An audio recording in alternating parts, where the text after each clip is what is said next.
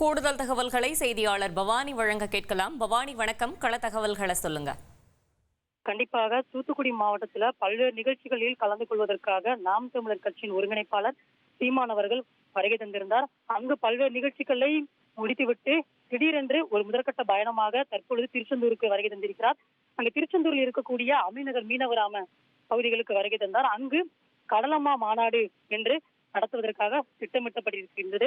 அந்த மாநாட்டிற்காக தற்பொழுது திருச்செந்தூரில் இருக்கக்கூடிய அந்த அமிநகர் பகுதியில் உள்ள படகுகளில் ஏறி தற்பொழுது கடலுக்குள் ஆய்வு செய்வதற்காக தற்பொழுது நாம் தமிழர் கட்சியின் ஒருங்கிணைப்பாளர் சீமான் தற்பொழுது விரைந்திருக்கிறார். அங்கு பல்வேறு கட்ட கலந்தாய்வு கூட்டங்களானது நடைபெற இருக்கிறது.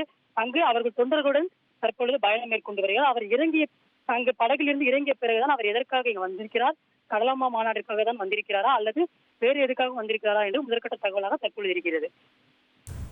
தகவல்களுக்கு நன்றி பவானி. ட்ரெண்ட ஃப்ரெண்ட் ஆக்கிக்கோங்க. தந்தி டிவியின் சப்ஸ்கிரைபர்ஸ் அண்ட் ஃபாலோவர்ஸ் குடும்பத்துல நீங்களும் இணையுங்க.